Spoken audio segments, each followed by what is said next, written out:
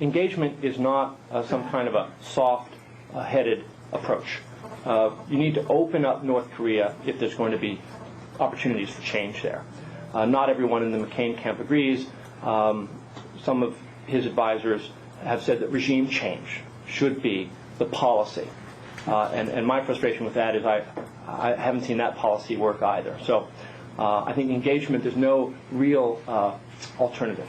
But the terms of your engagement can include pressure, sanctions, diplomatic direct talks, multilateral talks, people to people.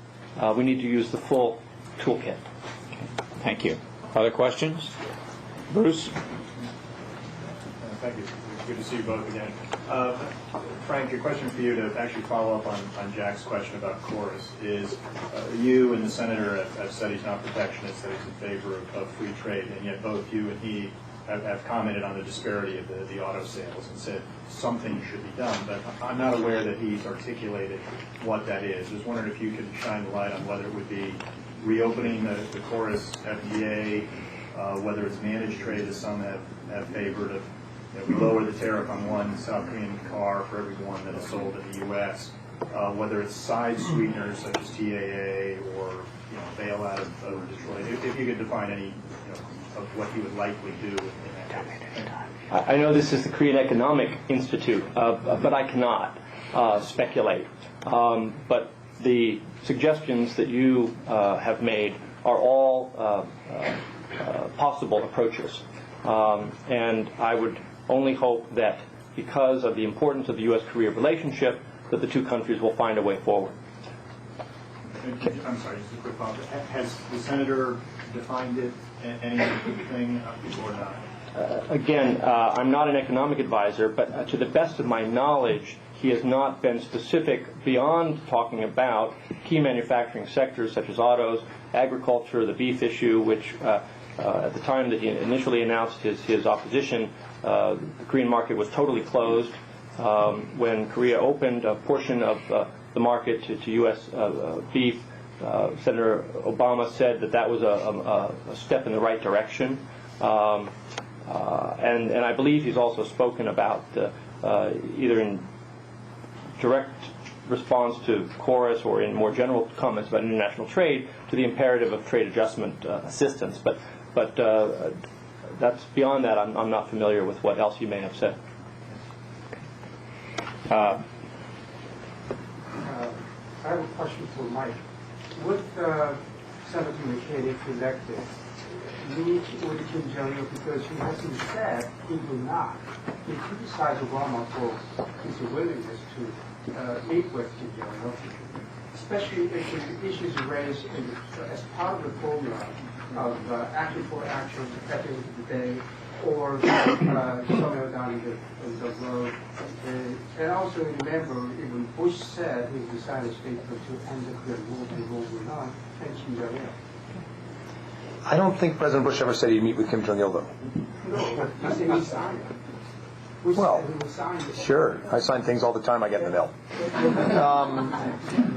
Senator McCain hasn't said, to my recollection, one way or the other, but what he has said is that in his view it's incredibly naive to think that leveraging the credibility of the office of the President of the United States and making the President the negotiator with a regime like North Korea is naive and is a mistake for a number of reasons. First, it's one thing for the Prime Minister of Norway or even Prime Minister Koizumi to go to Pyongyang. But when the President of the United States goes to Pyongyang, he conveys upon a regime a legitimacy, no matter what he says about the behavior of that regime. He conveys on that regime a legitimacy that's incredibly powerful as an asset for that regime, and potentially enormously demoralizing and disconcerting for allies. And I suspect that if you had an American president meet with with Kim Jong-il, Korean opinion would be somewhat split, and I suspect that conservatives would be alarmed at this, and perhaps progressives would say it's a good thing.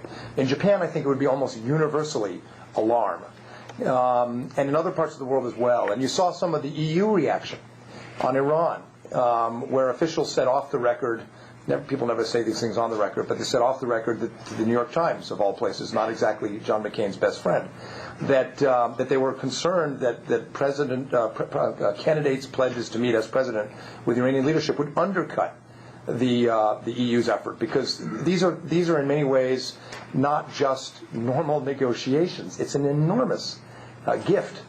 Now, at some point, is it appropriate?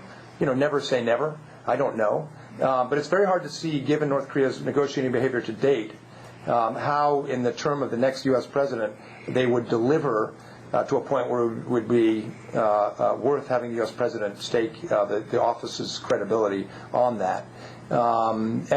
This is not just a Republican or conservative view. When Bill Clinton, as president, was looking seriously at going to Pyongyang, there were senior officials in state and NSC who were going to resign because of what it did to the alliance relationships and to the credibility of the office of the president. And you don't want your head of state being the negotiator for something that's sensitive. So that's how I'd answer it. That does not mean that within the six-party talks you have bilateral discussions, or that at some point you have bilateral negotiations. But in terms of that process, where McCain and his friends like Lieberman have been quite clear is, we're going to make it very obvious that we're getting things right with our allies first. And then we're going to go and negotiate from a position of strength, as we do when we're successful in other cases, like the negotiations with Milosevic, a multilateral negotiation where the allies agreed on positions, then we dealt with Milosevic, or how the six-party process has frequently worked in the past. We've waxed and waned in terms of how much recently we've coordinated with allies. But for McCain, that would be both an issue of process for content's sake, but also because of the signal it sends. Thank you. Chris? Well, thanks, Jack. Chris Nelson with the Daily Screed.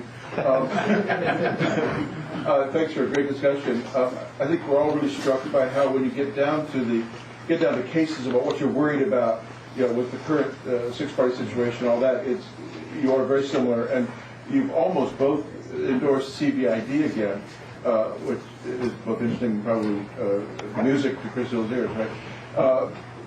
My question is how it relates to China policy and how you see what might be facing us in the next administration, because the more you talk, the more you find yourself thinking that if we really are at a crunch now to get the North Koreans to come across and to do the things we want, that once again we're back to really where we were. Remember, Mike, you and I used to talk about this back in 2002. Tell people we talk. I'm sorry. The conversations